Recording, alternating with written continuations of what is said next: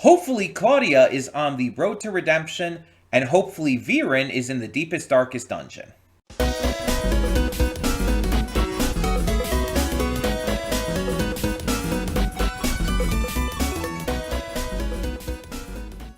Before we get to today's video, I want to take a moment to talk about Patreon. That's right, we are on Patreon now, and we have a bunch of tiers with a bunch of great rewards.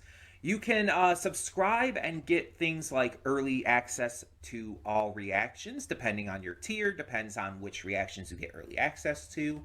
You can vote on polls exclusive to patrons that will help determine future reaction series and more. You will get to just have various choices in terms of like getting to choose future reactions I react to, getting to choose first impressions I check out, all kinds of different rewards, and possibly more coming in the future. We're still new at this. We're still figuring things out. It's a process. It's a process. But we have multiple tiers, so whatever you would be able to donate, if you're able and willing to donate, is appreciated. It helps me out, it helps the channel out, it helps us grow. It's going to help just, standardly. It's just something new to check out. Plus, if you like getting the reactions early, that's also a plus. But it is optional. If you're unable to do it, that's completely fine. All reactions will come to YouTube just a little bit later, a week later or so. So, that all being said, thank you as always so much, and let's get on with today's video. And with that being said, hey everyone, welcome to Princess of Gay. I'm your host Connie, and today we are here with my blind reaction to Season 6, Episode 4 of The Dragon Prince. Last time we had an episode that focused on relationships, most specifically the relationships between Callum and Rayla, and Terry and Claudia.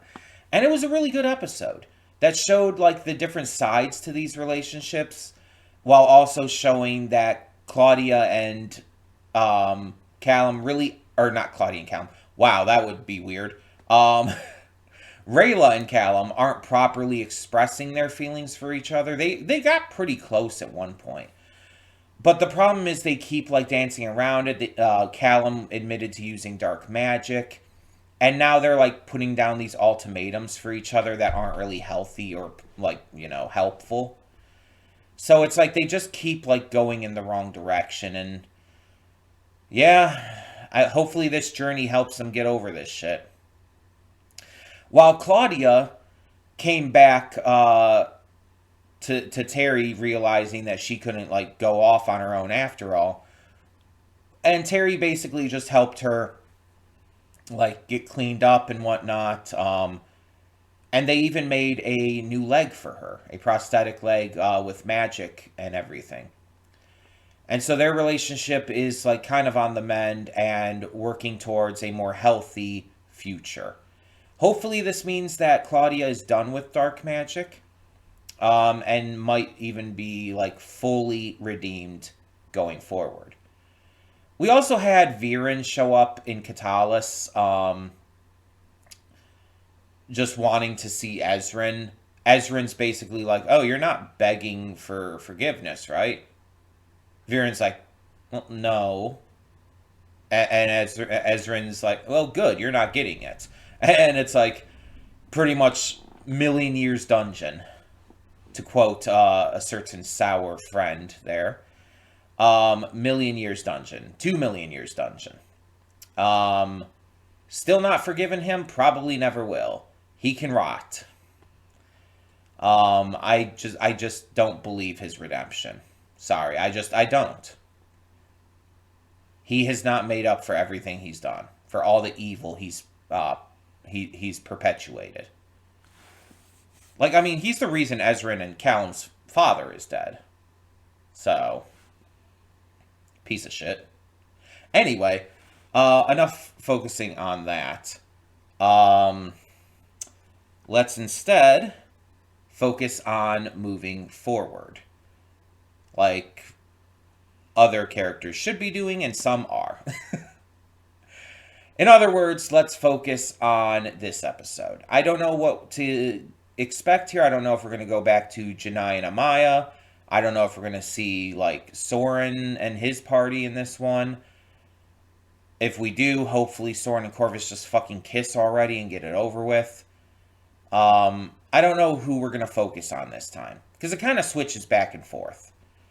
So, I guess let's just see what this episode has in store for us, and hope for the best. Hold up just a sec. Before you click that link down in the description below to get to today's video, I want to remind you of all the awesome content we have both on this channel and the Princess of Gaming channel. Let's check it out.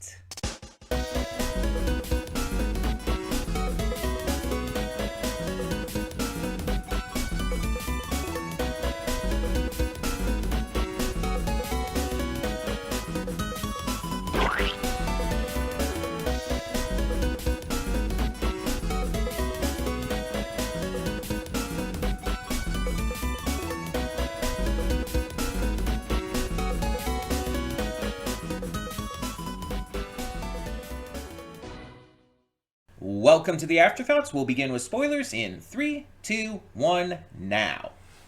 So, like I said in the reaction, we kind of caught up with everything this episode, except for Janai and Amaya.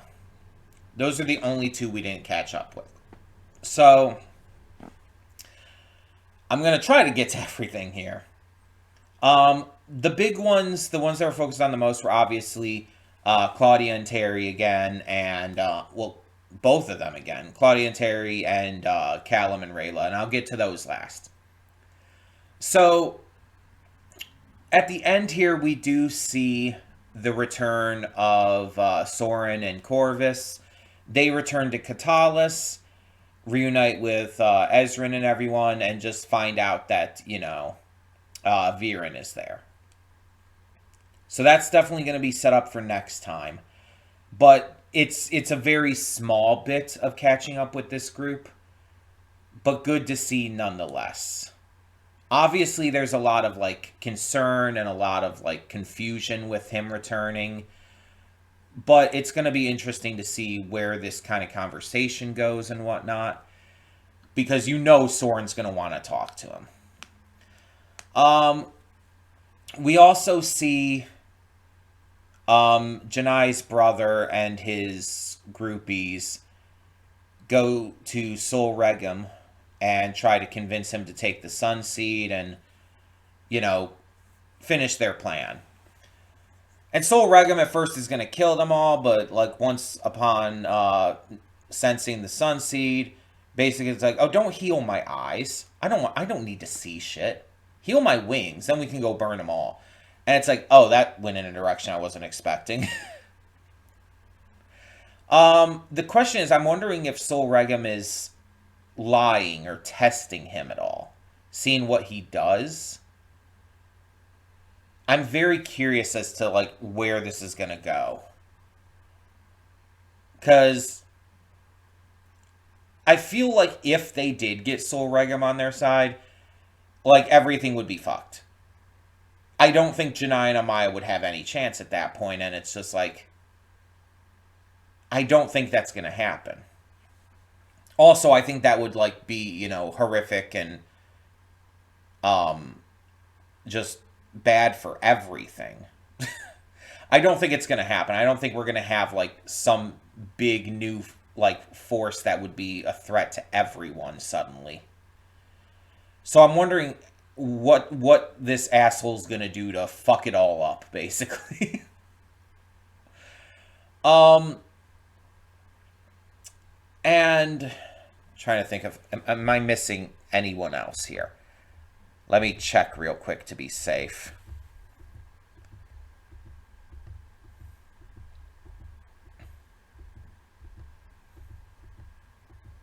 I don't think so. I think those are all of them at this point. Yeah, okay. So, next I'll focus on Claudia and Terry. So, Claudia is struggling, and she's struggling between the two sides of her. The side of her that wants to be better, that wants to be good again, and the side of her that has become so used to dark magic and her father's manipulations and, you know, just teachings, that she's like thinking about dark magic and thinking about using living creatures for spells constantly.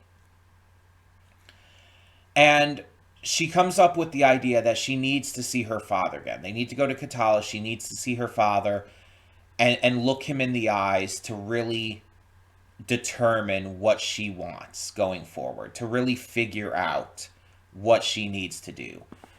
And I think that's actually going to help her. I think that's actually a great idea.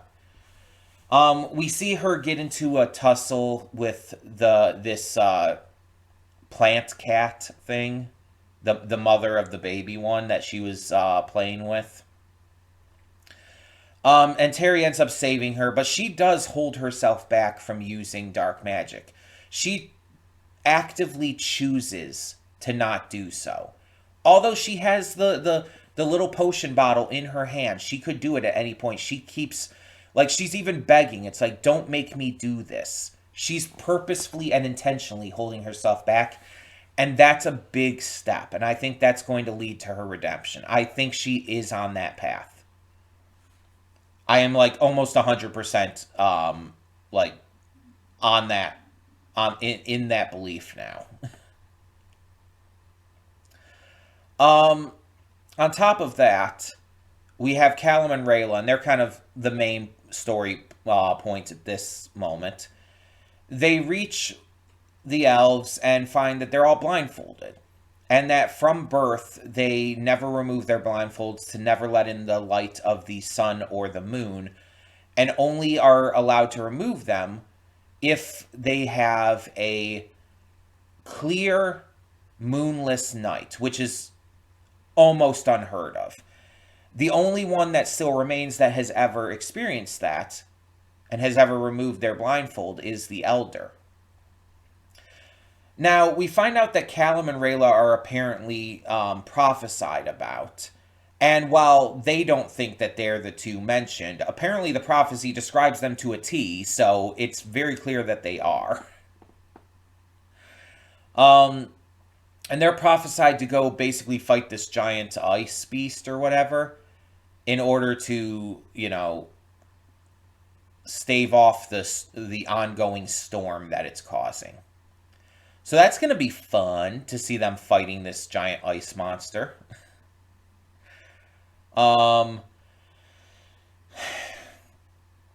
We also see Callum get to use the magic to make the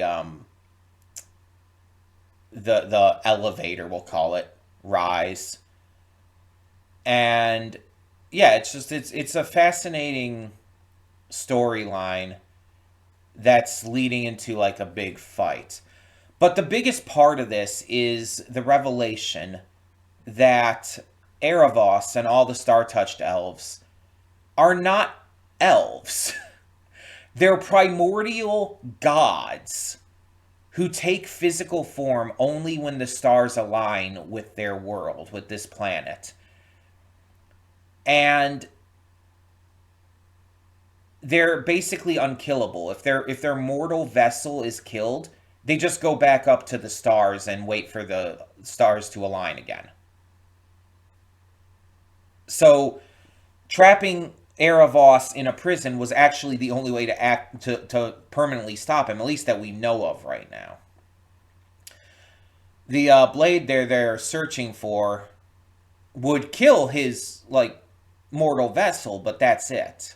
He would still return whenever the next alignment happens to be, when we have no idea when that would be, and could obviously cause a lot of problems.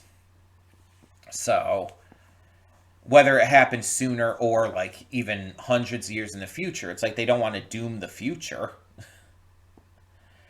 But that is fascinating. The idea that Erebos is this just higher being. I'm very curious to see where this goes and how they do end up stopping Erebos for good. I'm really enjoying this though.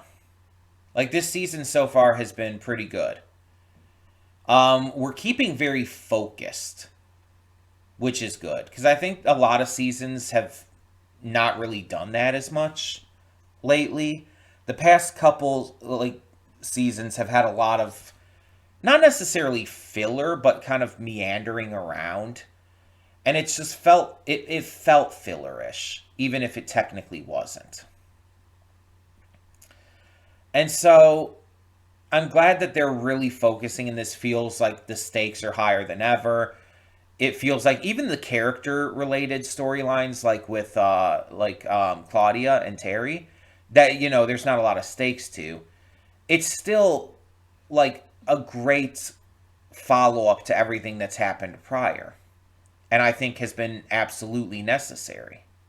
So yeah, I guess we'll see how this continues to go, and hope for the best with like all of these different plot threads. For now, thank you so much for tuning in. Um, Hope you've enjoyed. I know these afterthoughts are, I don't know, fairly short, but I don't. I feel like I've said everything I needed to say. So thank you so much. I'm Connie, and I'm signing off. See y'all next time.